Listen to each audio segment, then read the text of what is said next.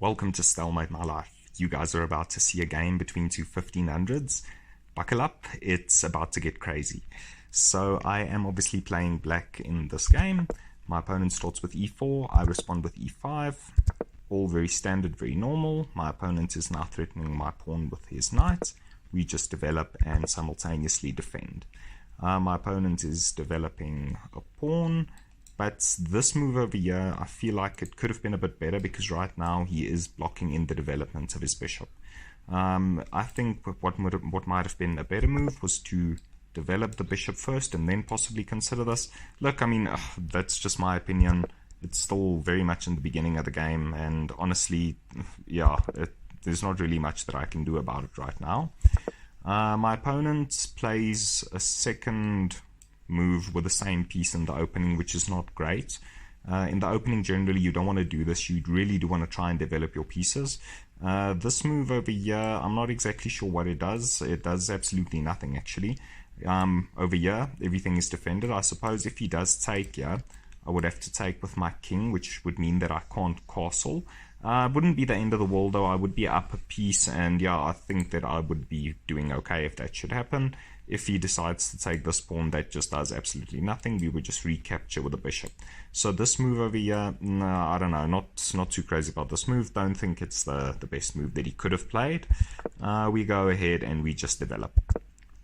He develops another knight. And we now, exactly what I said with this situation, I do the same thing over here, where I develop my piece and then I push the pawn forward. Now this opens up the diagonal over here for my bishop. My opponent pushes a pawn forward. He is obviously trying to prevent me from playing my bishop over here, which would threaten the queen.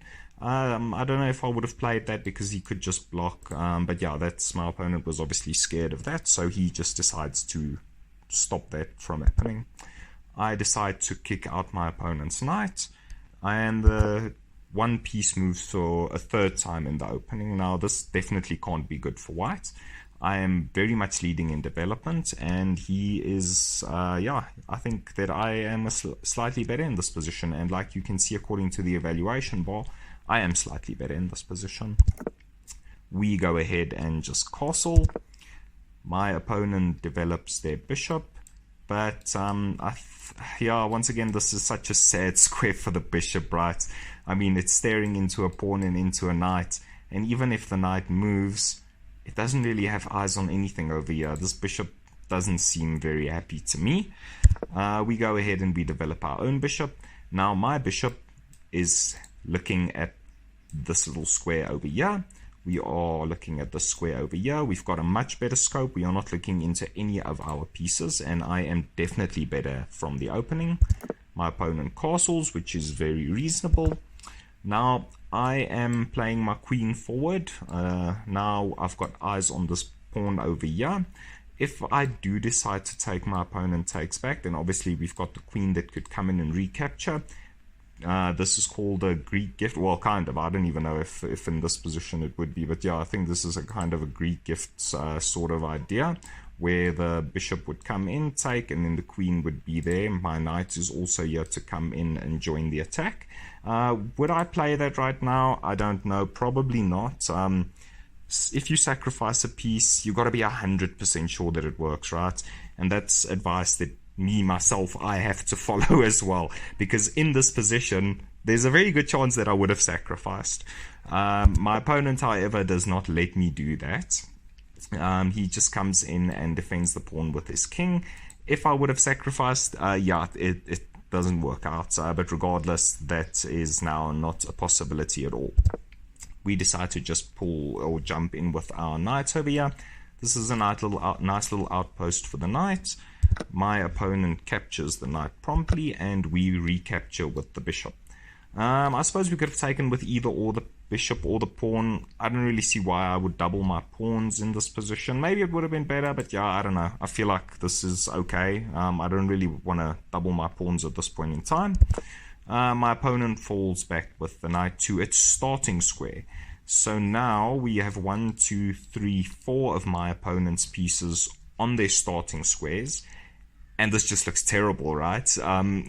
It looks like my opponent is trying to put all his pieces back on their starting squares. This just doesn't look right at all. This can't be good for white. So we go ahead and we push a pawn. We are now trying to open up the center. And the reason why I am doing that, I honestly can't tell you. I guess I just couldn't find a better move. My opponent pushes f4 over here. Now, I don't know, it doesn't look too great. Majority of my opponent's pieces are undeveloped, and if the center over here opens up, I don't think it's going to be too great for my opponent. I've got a lot of pieces that have eyes on this side of the board.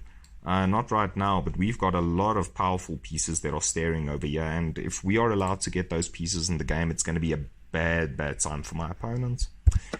We go ahead and capture the pawn. My opponent decides to threaten my bishop. We just fall back, and he captures a pawn of his own. We obviously now look in this position. We can move the knight. We can just fall back with it. But yeah, I mean, if we can capture a pawn with the tempo, and then also threaten the bishop over here. So if, let's say for instance, we take, he takes, we can take again, and now we've got now we're threatening basically the queen and the rook. If my opponent decides to take again, then we would just take the queen, right? So I don't think this is a bad idea. We capture, he captures back with the bishop. Now we have to move the knight, otherwise we are going to lose it, and that is what I do.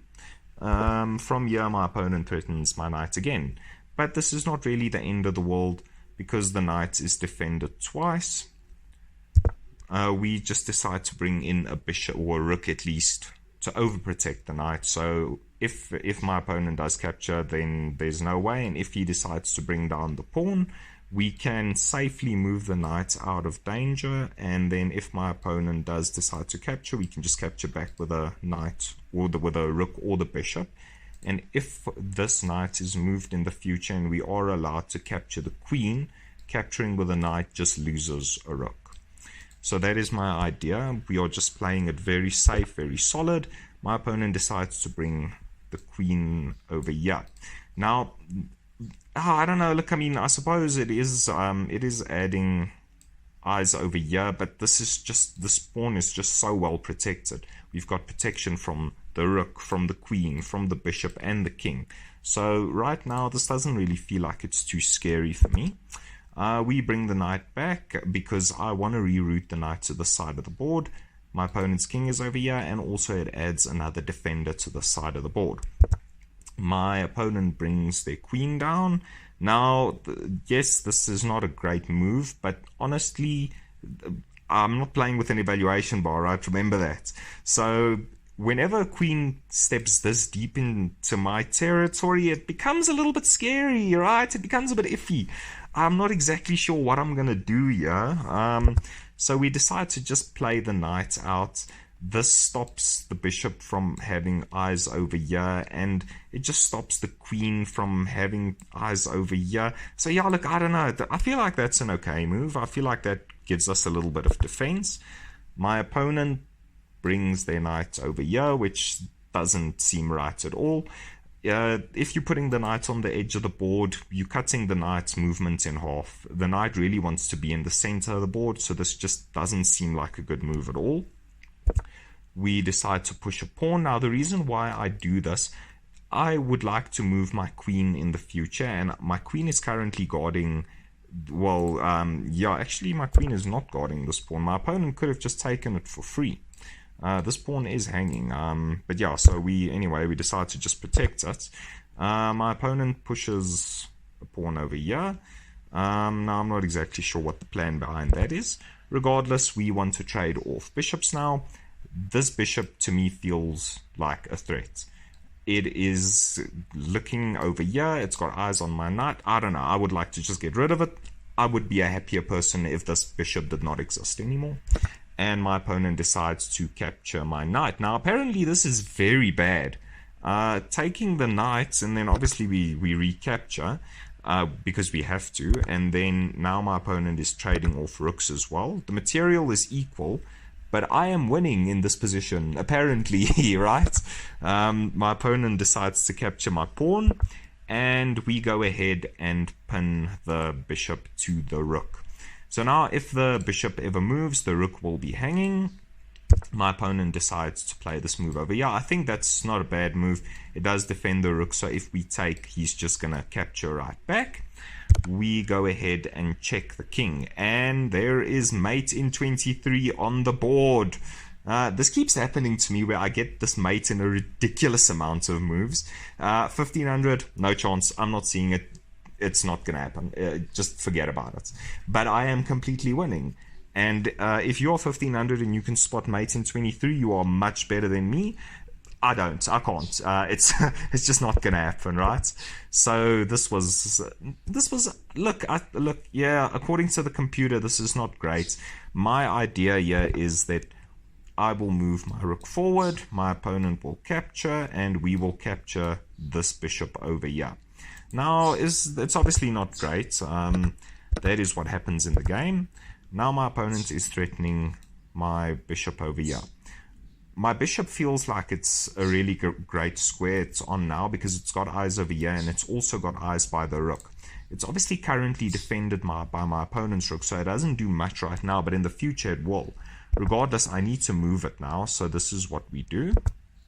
My opponent is placing their rook over here, and this is looking kind of scary to me because now we've got the rook over here and we've got the queen right over here. Look, I'm still obviously winning, but it feels a bit scary. There's a lot of material that's looking at my king right now, and I don't particularly like it. Anyway, so we go ahead and we decide to just try and get the queen to get out of here because I don't like the queen being this close. Like you can see, I have lost all my advantage. The position is back to just being equal. The queen moves, and then once again we have a relatively decent advantage. Will I be able to take advantage of that? Probably not. I'm just going to take the free pawn, right? But I feel like this can't be bad. I was down a pawn. Now at least it's back to equal. My opponent decides to move the knight, so I mean they have to, otherwise it's going to get captured. We bring our queen over here, and yeah, don't ask me why I did this. Honestly, I can't tell you. I don't know. I suppose we do now have the opportunity to play this and then threaten the knight over here, which would be quite nice because I would win a knight. My opponent then moves the knight, obviously, so that is not going to work, and now my queen is hanging, right? We just drop the queen back, and my opponent pushes a pawn. Now this is looking pretty scary for me. This pawn is 2 squares away from promotion, and my bishop is hanging, and my opponent has eyes over here with the queen and eyes over here with the rook, and the knight is about to jump into the game as well. This is not looking great. It's looking very scary for me. We decide to go ahead and just check the king, and now we are losing. We are completely losing the game, from completely winning to completely losing. But that is what you get at 1500 elo, right? My opponent has to move the king, obviously, and in this position I do something so stupid. So I see this in the game, and now I see my rook has eyes over here. My queen has eyes over here. But you know what is also looking at this position, at this little pawn over here? My opponent's queen. Did I see that in the game? No. Right. So yeah, checkmate. And yeah, no, it's not checkmate. My opponent just recaptures, and obviously we resign in this position.